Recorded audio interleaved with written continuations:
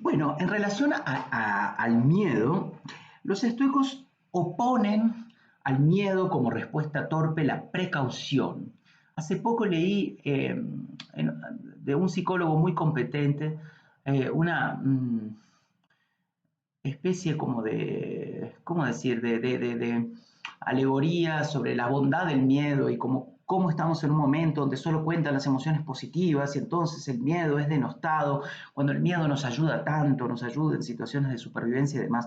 Yo no me meto demasiado en discusiones, en foros públicos, de hecho no me meto en ninguna, pero me parece que ahí se pierde una distinción importante, y es que el miedo como tal siempre es un pésimo consejero, siempre. Lo que nos ayuda es la precaución, no el miedo, ¿no? Y esa es una distinción que hacen los estoicos y que quisiera mostrar en este esquemita, ¿no? Cuando hay un mal supuesto acerca del futuro, hay un miedo. Eh, el mal genuino, al mal genuino se le va a oponer la precaución, dicen los estoicos, y vamos a ver por qué. Lo que nos ayuda a ser precavidos, porque para los estoicos todo el problema es no hacer daño. Uno debe precaverse de no hacer daño, pero no debe temer en principio a los presuntos males externos que se avecinan. De todas maneras, esto lo vamos a discutir un poco más adelante. Quisiera comenzar con una cita un poco larga, también de Séneca y también de las epístolas morales a Lucilio, o las cartas a Lucilio. Es una cita larga, voy a leerla con algunas pausas y algunos comentarios. Y en esta cita, parte de lo que vamos a ver es lo mismo, ¿no? O sea, así como con la tristeza, la estrategia de estos filósofos es como observarla con perfecta lucidez, de tal modo de ir reduciéndola y llevándola a su justa proporción sin fantasías, sin ilusiones, sin una mente que hace crecer lo que no sucede. Con el miedo va a pasar exactamente lo mismo, es una exhortación, una invitación a una percepción totalmente realista de qué es aquello a lo que le tememos, de en qué proporción es tan temible, de cuánto daño nos va a causar, de qué tan cerca está ese daño, etcétera, etcétera. Pero aquí lo que va a hacer Séneca es asumir una postura heterodoxa, digamos. Es decir, que el estoico diría, el sabio nunca tiene miedo, no hay nada que discutir ahí porque no hay ningún mal externo que pueda dañarnos y por lo tanto no cabe esperar un mal. Y el miedo es la expectación de un mal. Pero Séneca, en este sentido, tiene como una gran flexibilidad, ¿no? Si ustedes leen las cartas a Lucilio van a ver que Séneca se acerca mucho a Epicuro, cita muchas veces a Epicuro con respeto y con admiración. De hecho, parte de las cosas que sabemos de Epicuro nos llegan gracias a Séneca. Es una fuente doxográfica importante para nosotros. Por ejemplo, qué inscripción había en el jardín de Epicuro, donde Epicuro hizo aquel experimento maravilloso de decir, la polis, la ciudad, la comunidad está enferma porque vive sobre la base de creencias falsas, nosotros vamos a fundar o a refundar nuestra propia polis, nuestra propia comunidad, y entonces funda el jardín de Epicuro ahí cerquita de Atenas, no es que en Atenas realmente, no es que se van al campo a la mitad de la nada, están ahí, pero son unos poquitos, conviven de acuerdo con la vida como la entiende Epicuro. Epicuro vive allí, vive con dos heteras, dos mujeres, dos geishas, hay esclavos, hay mujeres, hay, en fin, hay toda clase de personas que estaban como proscritas para la filosofía, por ejemplo, para Aristóteles, ¿no? Donde las mujeres no podían filosofar, los esclavos tampoco. En el jardín de Epicuro hay mujeres, hay esclavos, sabemos muy poco de cómo vivían, aparentemente tenían alguna actividad agrícola, y a la entrada había una inscripción, no recuerdo exactamente las palabras, justamente las refiere Séneca en sus cartas a Lucilio, donde decía algo así como, bienvenido seas amigo a este humilde, no dice una humilde morada, pero más o menos esa es la idea, aquí no encontrarás grandes lujos, pero sí, qué sé yo, no sé, algo así como de calidez y una vida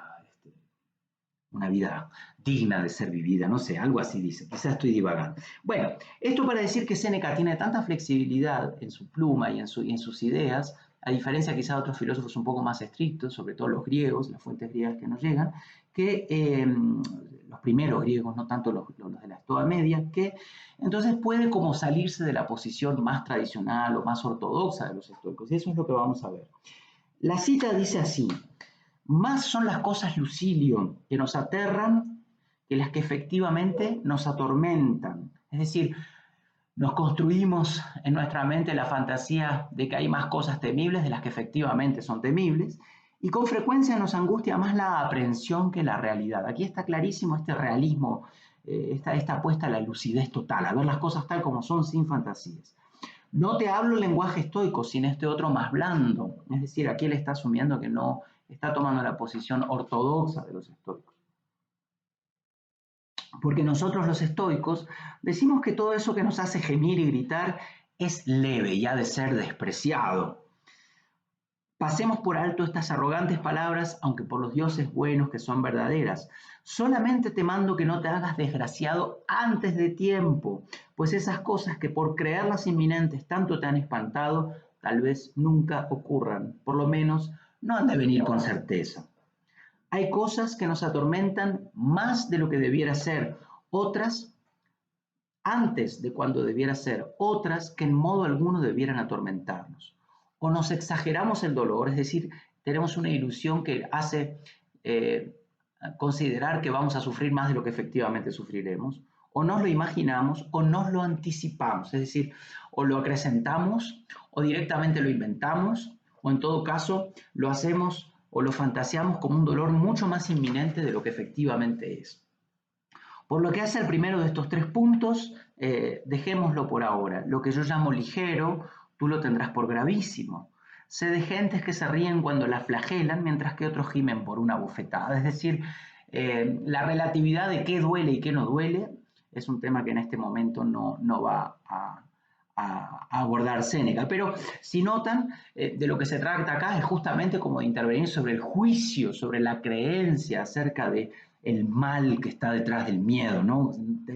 Tememos o abrigamos temor porque consideramos que hay un mal inminente. Y lo que está aquí tratando de decir Séneca es que en realidad la propia posición ortodoxa de los estoicos, que no hay un mal ahí, que ese dolor podría ser despreciado, ese mal que se avecina, bueno, no es una posición ridícula. Toma esta regla, sigue Séneca, me salté una parte del párrafo. Lo que me atormenta o es una cosa presente o futura, o a la vez presente y futura. Ya veremos, de lo presente es fácil formar juicio. Si el cuerpo está libre y sano, ni duele ninguna injuria, ¿no? Son dos cosas que de alguna manera es muy sencillo darse cuenta que no hay un mal ahí, ¿no? Si no hay un mal en el cuerpo y no hay un mal en moral, digamos. Ya veremos lo que sucede mañana. Hoy no hubo molestia alguna. Pero una hipotética objeción reclama, sí, pero ha de venir una molestia. Entonces Séneca replica, mira primero si son ciertos los indicios de que el mal ha de venir, porque muchas veces nos trabajan las sospechas y juega con nosotros la fama. Así es, Lucilio, pronto sucumbimos a la opinión. Y eso nos pasa mucho más ahora con las redes sociales. Hay tanta opinión circulando y es tan contagiosa y tan viral la propia opinión que entonces sucumbimos a la opinión. No discutimos las cosas que nos meten miedo ni nos las sacudimos, sino que nos echamos a temblar, ¿no? Los estoicos le llaman a esto asentir. Es una operación mental a menudo inconsciente, ¿no? Cuando en el momento en que tememos es porque hemos asentido o hemos consentido o concedido o aprobado la idea o la opinión de que hay un mal por venir, ¿no? Sin discutirlo adecuadamente. ¿Qué tan malo es esto? Es verosímil que hayan de venirnos males, pero no es seguro. ¿Cuántos que no esperábamos vinieron? Es decir, cuántas cosas ante las cuales no abrigamos el menor temor, sin embargo, acaecieron, sin necesidad de que hubiera temor en el medio. ¿Y cuántos que esperábamos nunca comparecieron? Lo contrario. Pero aunque hayan de venir, ¿de qué sirve salir adoloridos a su encuentro? Bastante han de dolerte cuando vengan. Entre tanto, prométete cosas mejores. Aquí Séneca está interviniendo sobre lo que podríamos llamar el segundo juicio de toda emoción. Esto es algo que está bien repasar para quienes están tomando el curso y está bien referir para quienes están viendo estos videos en otros contextos. Para los estoicos, toda emoción, toda pasión se articula sobre la base de dos juicios. El primero, el que origina la respuesta torpe, que constituye una pasión, es un juicio evaluativo, un juicio de valor. Evaluamos que hay un bien o un mal allá afuera. Y el segundo juicio es la respuesta, cómo Es un juicio inconsciente, tácito normalmente. Nosotros pasa todo esto tan rápido que creemos que las emociones son involuntarias. Pero lo que dicen los estoicos es que, dado que las emociones se fundan sobre juicios y los juicios son parte del ejercicio de nuestro albedrío, nosotros somos responsables de nuestras emociones. Esos juicios somos nosotros los que somos responsables de sostenerlos, revisarlos, corregirlos, etc. Por lo tanto, aunque pasen muy rápido y no nos demos cuenta y nos parezcan involuntarios, en realidad somos responsables de nuestras emociones. Son voluntarias las emociones en algún sentido, en un sentido fuertísimo, ¿verdad? Y este segundo juicio, si el primero es el juicio evaluativo, es un juicio de respuesta. Yo le llamo juicio comportamental, juicio de respuesta apropiada, le llaman algunos. Entonces, por ejemplo, si yo recibo una injuria y evalúo que es un mal para mí, tengo distintas posibles respuestas o reacciones a ese mal. Puedo abatirme, afligirme, irme a llorar a mi cuarto. Ay, fulano, que yo lo quiero tanto, habló mal de mí y me entristezco, ¿no? Entonces, ese encogerse, ese contraerse, dicen los estoicos, esa respuesta contractiva o contráctil es la tristeza, ¿no? Ahora bien, yo ante una injuria o ante el juicio de alguien que siento que me difama, los estoicos no dirían esto, Aristóteles sí, puedo responder de otra manera y puedo decir, me han dañado de manera injusta, de manera dolosa, entonces lo que debo hacer es regresar ese daño, ¿no? Regresarle a aquel que me lo hizo, que me lo infligió. Y eso es la ira, ese apetito de venganza. Desde Aristóteles es así y los estoicos lo conceden. Entonces, digamos, ese segundo juicio lo que hace es especificar la respuesta y especificar, por lo tanto, la emoción. Si notan, la ira y la tristeza tienen una base común, el haber juzgado que hay un mal presente, pero la ira se transforma en una avidez, en un apetito de venganza porque responde de otra manera. Bueno, todo esto para decir que cuando Séneca está diciendo que hay que diferir la respuesta del miedo, que hay que atajar, hay que contener la respuesta, está interviniendo sobre este segundo juicio de respuesta, mientras que cuando planteaba las líneas anteriores, está interviniendo sobre el juicio de valor, que en realidad es el único que puede arrancar de raíz una pasión, el juicio de valor. Si yo no evalúo que hay un mal por venir, no voy a tener miedo, eso está claro. Ahora, a lo mejor puedo evaluar que hay un mal por venir porque no estoy en una posición tan ortodoxa, no estoy en condiciones de tener esa posición y quizás es más realista hacerlo, pero lo que puedo hacer es como atemperar o sosegar el juicio de respuesta. Puedo decir, no tengo por qué sentir miedo ahora por algo que aquí ahora no está sucediendo. No tengo por qué acongojarme antes de tiempo. Eso es básicamente lo que está diciendo Séneca, no es muy complicado. ¿Qué ganarás? Continúa la cita, en caso de contener esta respuesta medrosa o temerosa, ¿qué ganarás? Tiempo. No es menor, estamos hechos de tiempo. Lo único que tenemos realmente es tiempo, no tenemos nada más. El que no se haya dado cuenta de eso está en un problema. A veces, aún sin que aparezcan señales que anuncien algún mal, el ánimo se finge falsas imágenes. No hay ningún motivo de vivir, ni ningún límite a las desgracias, si se teme todo lo que se puede temer. Esta parte es muy importante, ¿no? O sea, la capacidad de ficcionar de la mente es potencialmente ilimitada y una persona muy, muy temerosa, muy medrosa, en realidad va a encontrar que cualquier cosa es potencialmente una amenaza o un mal posible. Entonces, si la mente cede a todo eso, se pierde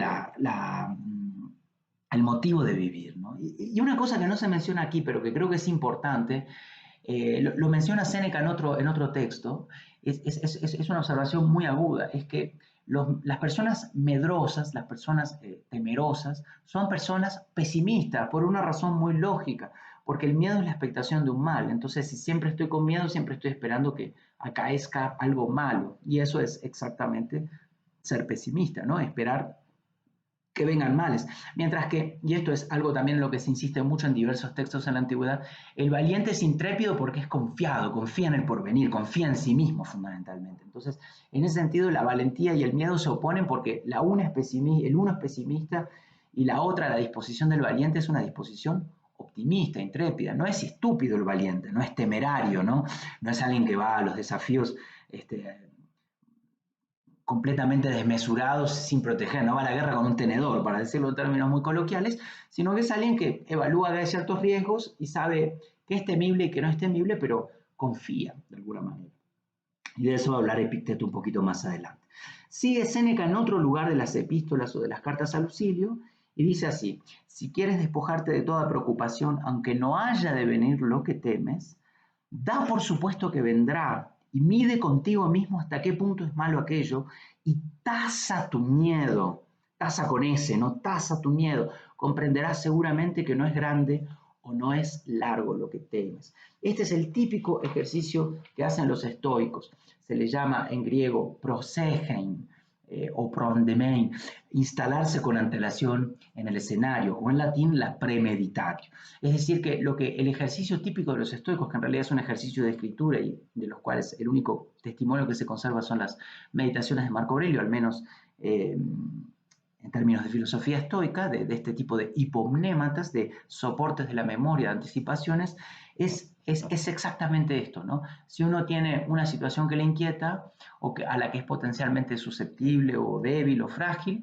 anticiparla, estudiarla con calma, observarla, verla con ecuanimidad y verla tal como es, sin fantasía, sin que nos gane la respuesta impulsiva que eventualmente podríamos tener y que sería la natural para nosotros. Por ejemplo, si yo soy iracundo, sería natural para mí que ante una injuria, como ven ustedes, yo contestara con ira. Pero si yo, antes de que suceda la ira, me figuro la posibilidad de que fulano me injurie y estudio efectivamente qué daño es, si eso representa un daño para mí, eventualmente no es un daño, y en todo caso cuál sería la respuesta, etcétera, etcétera, y lo estudio de acuerdo con las ideas de los estoicos, entonces me voy a dar cuenta de que no hay ninguna necesidad para encolerizarse. Eventualmente, desde la posición estoica, Aristóteles no estaría de acuerdo quizá con esto. Seguramente no estaría de acuerdo con esto. Entonces aquí lo que está diciendo Séneca es justamente anticiparse al mal, tasarlo, medir hasta qué punto va a ser algo tan terrorífico, cuán cercano es, etcétera, etcétera, y darse cuenta de que en último caso no es gran cosa. Claro, nosotros decimos, bueno, ahora, tiempos de coronavirus, emergencia sanitaria o como se le quiera llamar, qué tan malo va a ser, pero noten que la fantasía es gigantesca sobre el mal que causa esto, ¿no? Es decir, yo no me voy a meter en esa discusión, pero si notan, está todo agigantado tanto en la inminencia como en la magnitud, como en la cantidad de gente, etcétera, etcétera. Todo es una gran fantasía y la exhortación estoica es como a mantener la lucidez y a anticiparlo. Y anticiparlo implica un acto de valor, porque uno tendría que poder decir ¿qué me va a pasar a mí? ¿Qué le puede pasar a las personas que amo? A las personas que están en una situación más frágil o más vulnerable. Claro, eso es real y puede que algunos escenarios sean efectivamente muy difíciles, pero quitando los escenarios más dramáticos, si notan, estos ejercicios de confinar la tristeza, confinar el miedo, ir reduciéndolo hasta verlo tal como es, lo que buscan es que uno se dé cuenta efectivamente de que en una inmensa mayoría de casos no hay tales males. Por aquí quienes siguen el curso tienen una especie de esquemita, quizás un poco infantil, pero bueno, ¿no? Lo que se busca es como con una especie de cuadro analizar los fundamentos del miedo, qué tan, si efectivamente hay un mal genuino que nos puede venir o no, qué tan plausible es, qué tan inminente es, cuál es la magnitud del daño que nos va a causar, cuánto va a durar, teniendo en cuenta aquello de Epicuro, ¿no? Si agudo, breve, si duradero o si largo, leve, etcétera, etcétera, y tasar, digamos, siguiendo la idea de Séneca, la magnitud y el fundamento de ese miedo para darse cuenta si efectivamente es algo a temer o no. Dicho esto, en el próximo video vamos a hablar sobre la valentía y la precaución. La precaución es como el eupatos que se opone al patos, ¿no? O sea, la pasión es el miedo y el afecto virtuoso sería la precaución, ¿no? Por eso dicen las fuentes algo así como, y el sabio no teme sino que es precavido. Pero es precavido ¿por qué? ¿Ante qué? Esto nos lo va a decir Epicteto en unos momentos.